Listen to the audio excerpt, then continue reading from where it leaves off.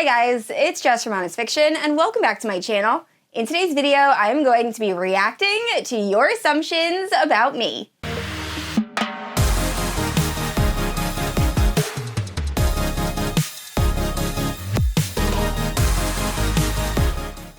Alright guys, this is actually my second time filming this video. I did film this video back when I hit 2K subscribers, so it has been quite a while and a lot has changed, so I figured this would be a really fun, laid-back, chatty video to do. So I asked over on my Patreon and on my Instagram for you to leave your assumptions about me, and nothing was off limits. So I'm gonna break this down by book and BookTube assumptions, and then like filming and editing assumptions, and then personal life assumptions, and some of them were really funny, so I'm so excited about this video.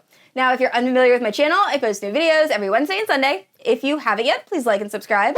You can also hit that notification bell to be notified whenever I post new bookish content. You can also check out my Instagram, Goodreads, and Patreon, all linked down below. With all that out of the way, let's get into the assumptions. This is a mix of Instagram and Patreon assumptions. I had my husband organize them, that way I didn't really look at the assumptions so I could have more of a genuine reaction. So let's get into it. The first one is you primarily read romance, and then someone else said fantasy romance and dark romance are your favorite genres. So I will say at the moment, primarily read fantasy romance, dark romance, and contemporary romance. However, I used to love historical fiction and thrillers, and I'm trying to make a point this year to read more of them.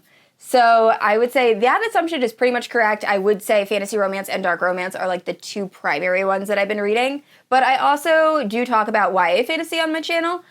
Some strictly fantasy books, like The Will of the Many was one of my favorite high fantasy books of last year. That book is epic. It is so good.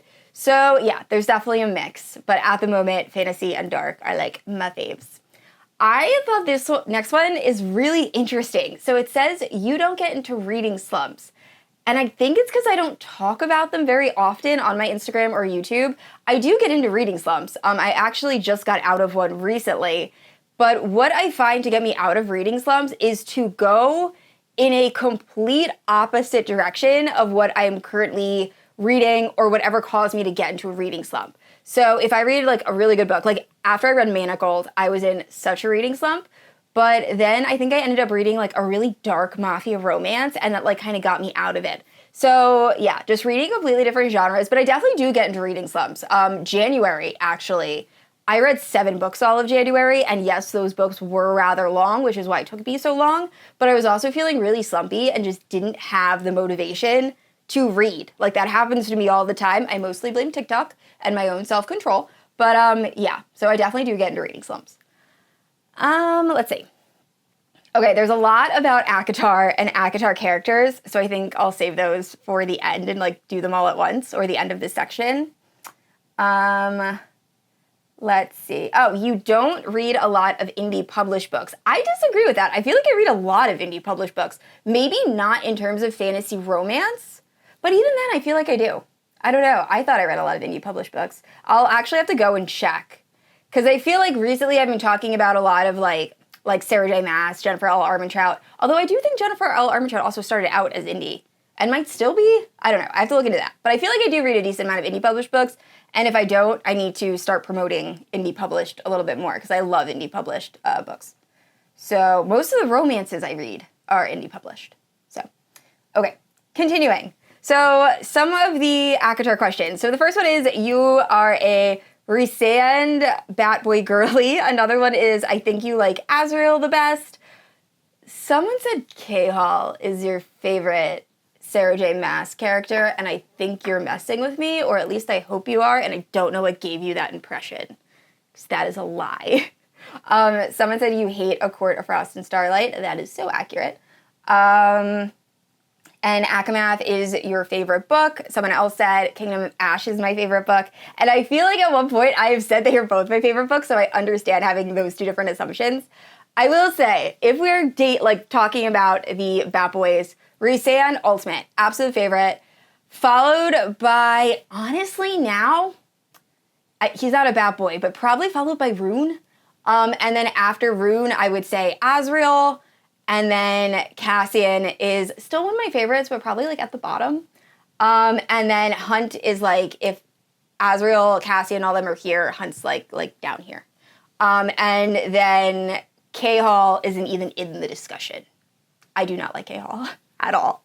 Least favorite by far. And as far as Akamath versus Kingdom of Ash, I think A Court of Mist and Fury is my absolute favorite, but Kingdom of Ash is like just a smidge under it. Like that's my second favorite SJM book. It is so, so good, and it's such a good conclusion. So yeah, those are both my favorite, but I think A Court of Mist and Fury is just a little bit higher. The next section is BookTube, and it looks like this is about filming and editing, and also just like the bookish community. So first up is, you are comfortable in front of the camera, or you became comfortable in front of the camera rather quickly. There's a second one that also says you're comfortable in front of the camera. I was not at all comfortable in front of the camera. I think everybody has a little bit of a learning curve where they like slowly become more and more comfortable, because if you think about it, it is very weird to just sit and talk to nobody. I think now that this is my third year of doing bookish content, I feel like I'm talking to the people that I like interact with a lot in my comment section and things like that, so I don't feel as awkward. But when you're first starting out and you're like, I don't know who's gonna be viewing my videos and things like that, it feels very, very awkward to talk to a camera. So yeah, I think I'm getting more comfortable, and now it doesn't bug me nearly as much. However, when I first started, I was so embarrassed, and it took me probably a year to actually feel comfortable. And also, I feel like a lot of that has to do with editing. I've gotten better at editing, so now I am able to, I know that if I make a mistake, I can take it out and make it look somewhat seamless, as opposed to when I first started, I didn't really know how to edit. So all of that, I think, plays a role. Which is actually funny, because this assumption drives me bonkers. And I shouldn't be as upset as I am about it, but one person says your husband edits your videos, and another person said your husband is behind the scenes. So yes, I will give Scott credit. He did set up my Discord for me. That was all him. I don't understand Discord at all. I am slowly getting there, and it is all of his equipment that I am using. And actually, there is an assumption that I spent way too much on camera equipment. I didn't buy any of this equipment. This was all my husband's. He had a social marketing company, and he purchased all of this for that. I just have the luxury that I get to use it. But he does not edit my videos. I edit all my videos myself. It takes a lot of time. It has been a lot of trial and error. So yes, he does not edit my videos. And also my videos are no longer scripted, and I feel like you guys can probably tell now because there's a lot more of me trying to come up with the right word and things of that nature. If you watch my earlier videos, they are so clearly scripted. Like, it is obvious that I wrote out a script and that I'm just kind of reading, which is fine. And honestly, I feel like I get my points across a little bit better in my earlier videos. But now I just like talking to you guys, and it's a little bit more chaotic, but that's fine. Okay, I already said you spent too much on camera equipment. Didn't spend anything on camera equipment. I did buy my box lights because my husband had a ring light. However, that really glares in my glasses. The box lights do glare a little bit, but not as bad as the ring light. So I did purchase that, but that's the only thing I've purchased for this BookTube channel.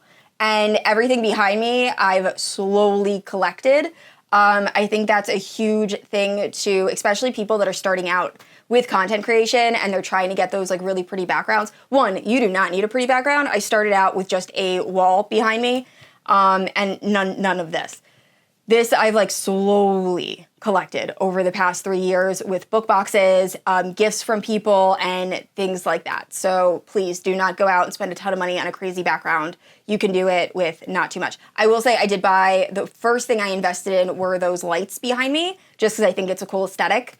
But yeah, so know that. And that brings us to the final section and the longest section. So it is personal life, and this is essentially all the assumptions that don't have to do with BookTube or filming and editing or a specific book in general.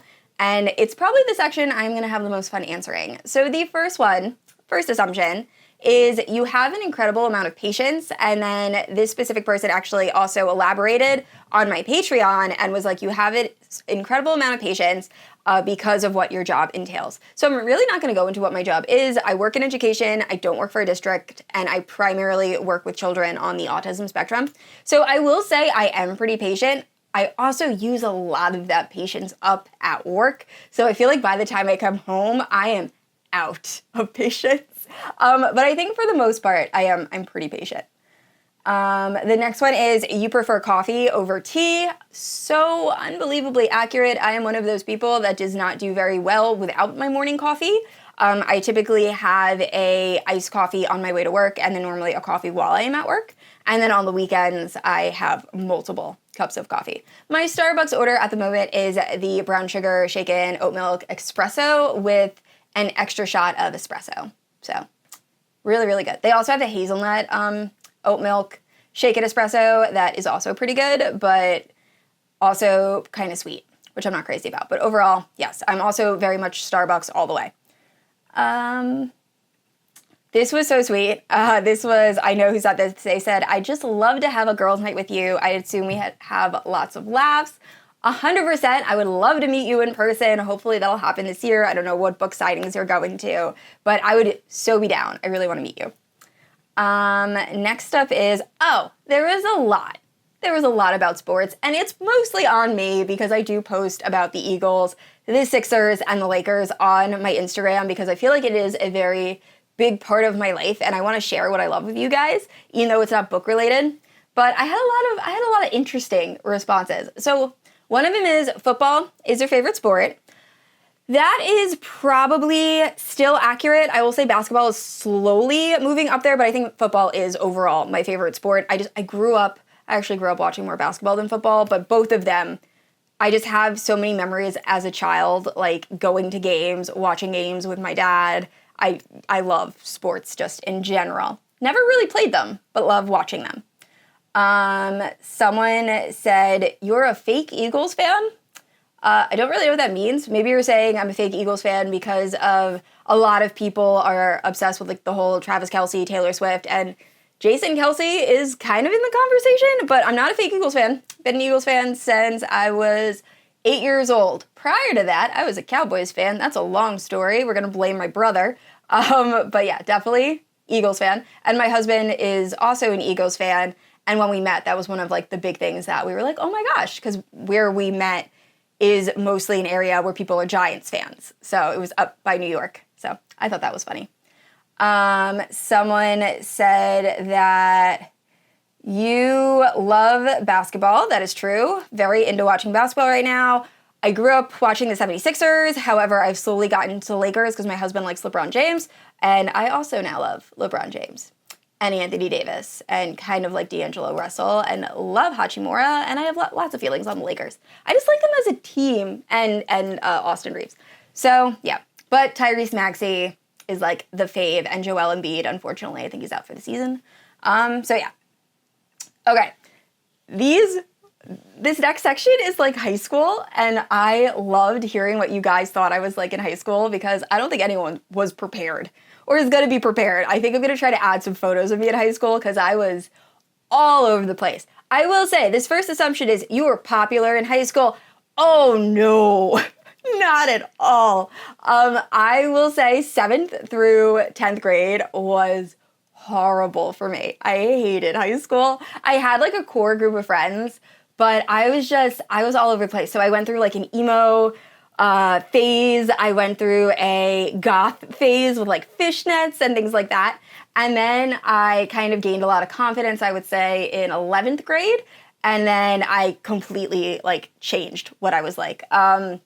Worked at Hollister, became a little bit more preppy, tried to be more outgoing. But yeah, most of high school was a horrible experience for me, and I was definitely not popular at all. You are extroverted and friendly. I try to be friendly. I am not extroverted. I definitely have resting bitch face. Really, really bad. So some of my really close friends that I have now as an adult were like, oh my gosh, I thought you hated me until like we went to a party or like we did something and I confessed that I actually really like this person. So yeah, I don't think I give off the most friendly vibe. Luckily, my husband is a social butterfly, so he helps. Also, in terms of like just emails and responses, I used to have him like check my responses because I've been told I come off very blunt in responding, and also just I can come off as very abrasive. So yeah, no, not super extroverted, and I don't think I'm that friendly, although I try to be. I'm not doing it on purpose. This next one says, I loved this, and they said, you were a cheerleader or a cheer coach, and this is solely based on your intro. Couldn't be farther from it. Yeah, no, never did cheer, never was a cheer coach. No, unfortunately not. So I just wasn't extroverted in high school. So I was part of the manga club in high school, which I feel like is the opposite of cheer. But yeah, I was part of manga, and I was part of a like STEM group in high school, and that was it. So, yep. You hate ketchup but love tomatoes. Complete opposite. Love ketchup, hate tomatoes. You're a cat person, 100%. Although I'm also a dog person. I grew up with dogs. My husband isn't a huge dog person, which is why we don't have a dog. We also travel a lot, which I feel like our cats can kind of chill by themselves for at least a day. A dog, we'd have to find someone to let him out. So we don't have the lifestyle for a dog. However, I do love cats, and I love my cats so much. So definitely a cat person.